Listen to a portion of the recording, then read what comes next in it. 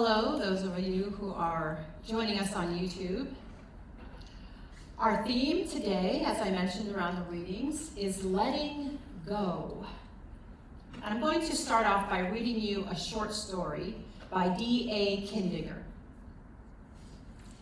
In a town where the leaves changed colors with memories, Martha's house was an eternal autumn. Every russet leaf was a day she'd forgotten to forget. Each golden frond a moment she clung onto.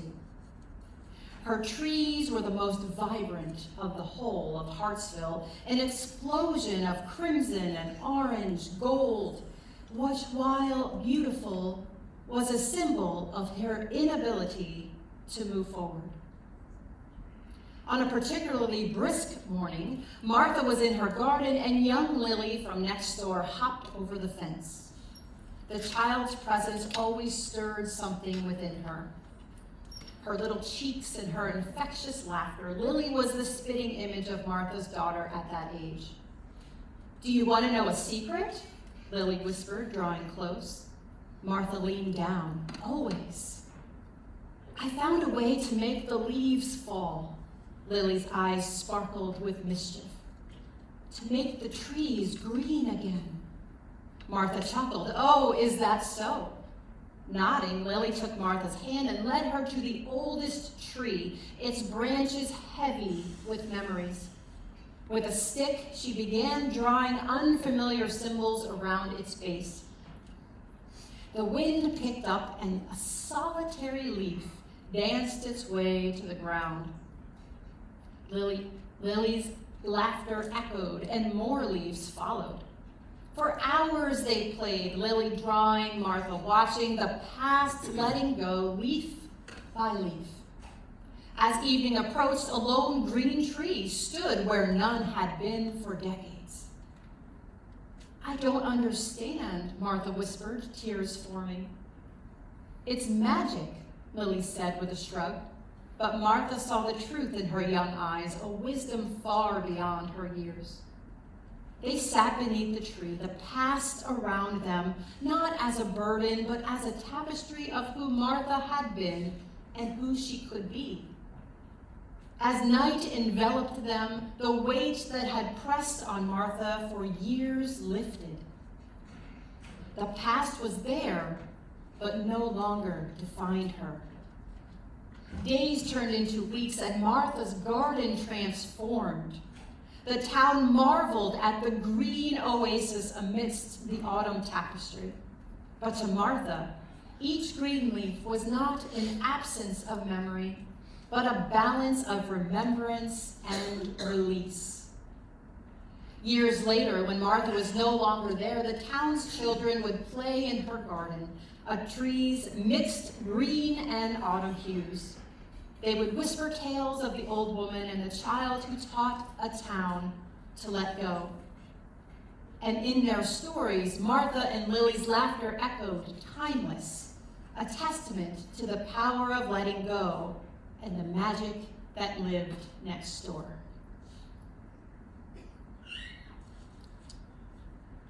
There are a lot of things that we want to hold on to. Like this story reminds us, while memories are important and precious, if we hold on to every single thing, there will never be room for new growth. We will be weighed down and hindered. We can think of it as living in chapters. The next chapter can't begin until we close the current one, and in order to do that, we need to let go of some things.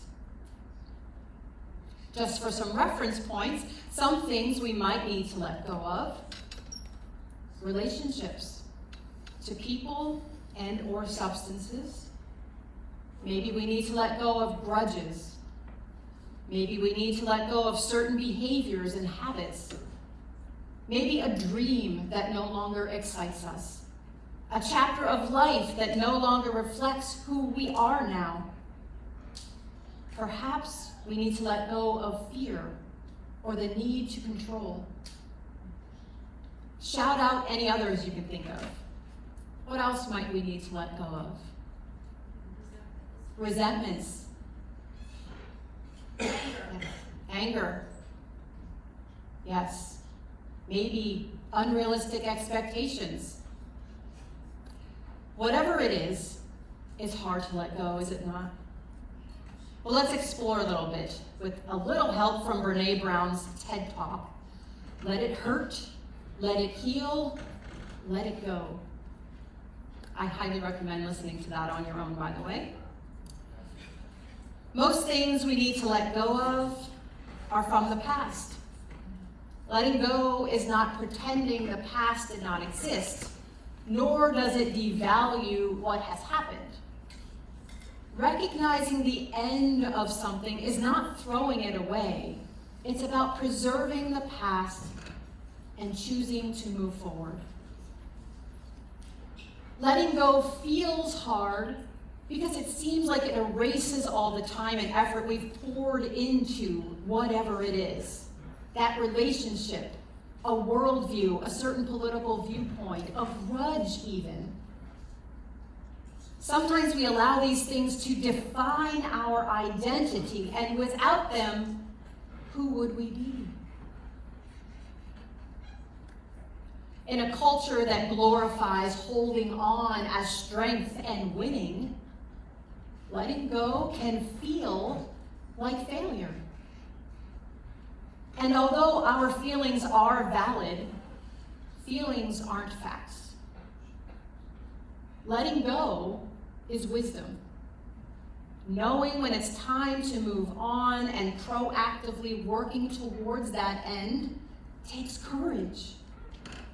Because let's face it, in the long run, holding on to something that no longer serves us often hurts more than the risk of letting go.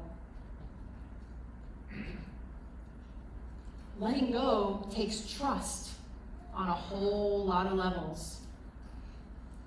It requires trust that there is more waiting for us beyond what we can currently see. In fact, that's a great definition of faith. It requires trust that our story doesn't stop here. It requires trusting yourself to take the next step. And it requires trust in your higher power, that God knows more than us and will guide us if we only allow it. There once was a mountain climber who was determined to conquer this huge mountain. After years of training, he started his trek up this mountain, determined to reach to the top in record time. Well, before he knew it, it was getting dark. And he was at a very high altitude at this point. It was cloudy, so there was no light from moon or stars to aid him on his path. He became disoriented, and he fell off the side of the mountain, falling into the pitch inky darkness. He saw his life flash before his eyes when all of a sudden he came to an abrupt stop. The rope he had tied around his waist and staked on the mountain like any good mountain climber would saved him from falling. But then he was dangling there off the mountain, horizontal. And he cried out to God and said, "God, help me." And to his chagrin, God answered and said, "What do you want me to do for you?" And the man said, "I want you to save me." And God said, "Do you really think I can save you?" And the man said, "Yes, I do." And God said, "Okay, I need you to cut the rope." The man was like, say again? God said, "I need you to cut the rope, and I can save you, but you need to cut the rope." Well, that only made the man cling to the rope harder. And in the morning, when the sun rose, the rescuers found his frozen body clinging to the rope, 2 feet off the ground.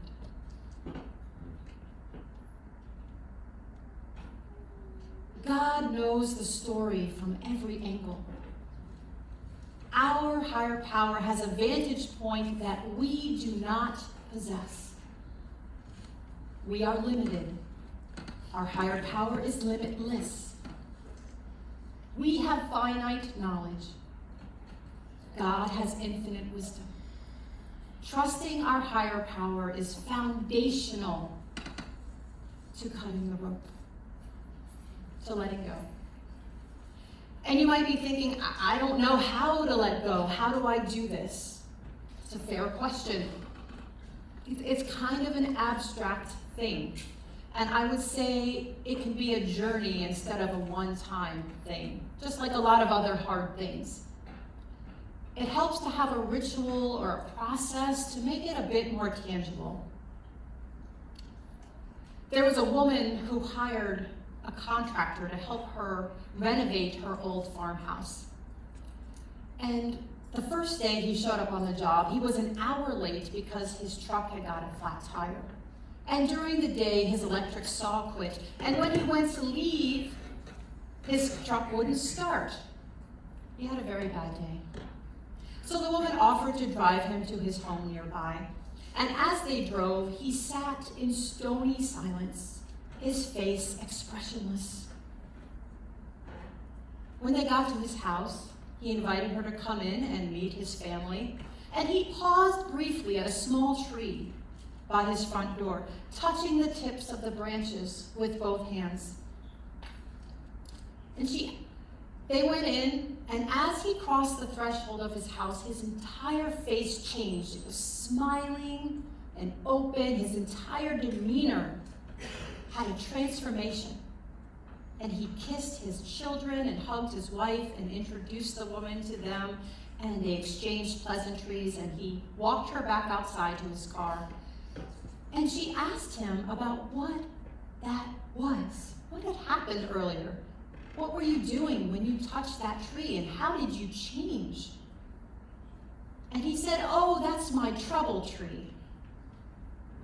I know I can't help but have troubles on the job, but one thing's for sure, those troubles don't belong at home with my wife and kids. So I hang them up on the tree every night when I come home. And then in the morning, I pick them up again. The funny thing is when I come out in the morning to pick them up, there aren't nearly as many as I remember hanging up the night before." So this man had a daily ritual upon coming home to transfer his troubles, the things he wanted to let go of, to the tree outside his house. That action was a physical thing that he could do each day to facilitate the process of letting go. Some other ways we might do this is to get a God box. Any old box will do. You can use it as is or decorate it, or if you have a fancy jewelry box or any container will work just fine. The point is to write down what you want to let go of and give it to God, placing it inside the box. It can be helpful to address your higher power and say something like, "I'm letting this go and giving it to you now. I trust you with this." Journaling is another way that we can let go of things that we might have a hard time shaking. Just getting our feelings out in that stream of consciousness on paper, from here to here. Don't worry about spelling or grammar. This is just for you. No one else needs to read this. Another spin on writing is to jot down a letter to our higher power, expressing our desire to be free of whatever it is. This is a form of prayer, which can also assist us in letting go. Prayer itself is having a conversation with our higher power out loud, on paper, or in our hearts. This can be beneficial in sharing our struggles and letting go.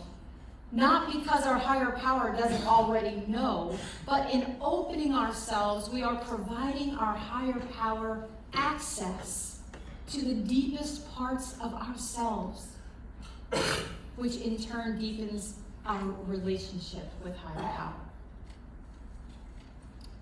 Another symbolic way of letting go is to write something on a piece of paper and burn it safely, preferably outdoors.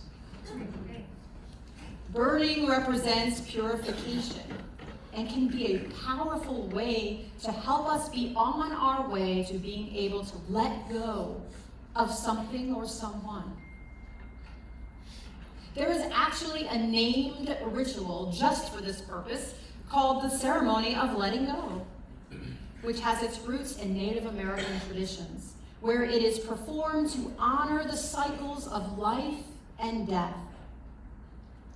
This ceremony acknowledges that holding on to pain and sorrow can prevent individuals from moving forward, causing stagnation and disconnection from oneself, others, and the natural world. And I want us to listen for similarities to recovery work, both here at treatment and beyond, to this ceremony. The ceremony of letting go typically involves the following steps. Participants prepare themselves through prayer, fasting, and self-reflection. The community members assemble at a sacred site, often near water or in nature. Individuals share their stories, emotions, and experiences, allowing themselves to be vulnerable and open. Participants symbolically release their pain, trauma, and grief through rituals like burning, water, or earth ceremonies. The community comes together to support and uplift one another, fostering a sense of unity and rebirth.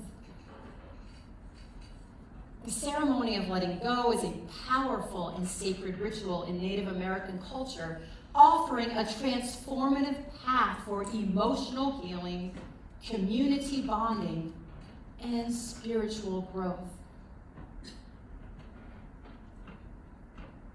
I saw a lot of similarities to recovery work in that ceremony. Maybe you did too.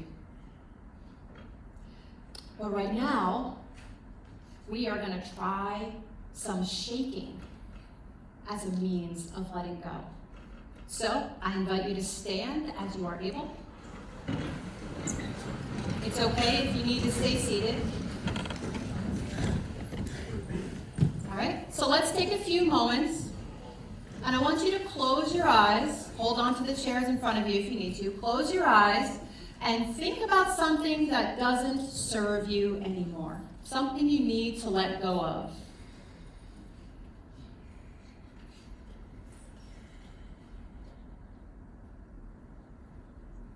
Maybe it's a friendship that's no longer mutual. Maybe it's an expectation of yourself or someone else. Perhaps it's a specific fear that's stopping you from moving forward. Maybe you need to let go of the need to control things. Whatever it is, take a moment and focus on that.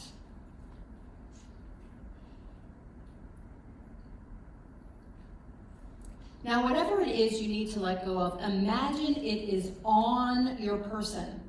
For example, if you need to let go of control, you can picture the word control clinging to your chest and arms or anywhere else on your body. Get the image in your head.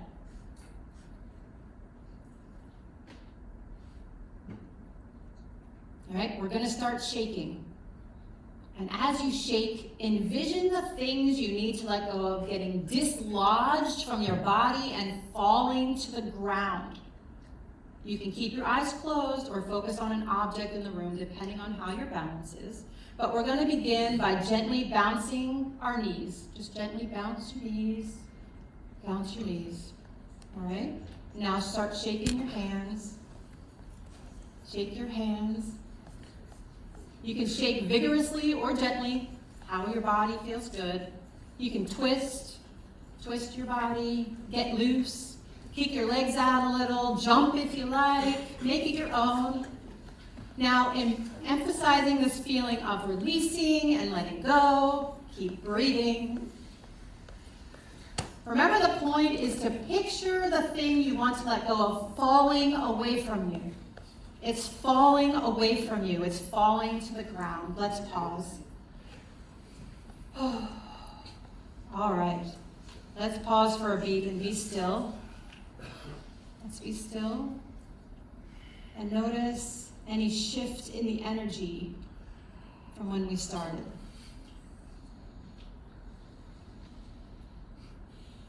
Now, this is an exercise you can practice anytime for 30 seconds or several minutes if you're feeling stuck or heavy. And that concludes our exercise class for today, so thank you for participating. Thank you, thank you.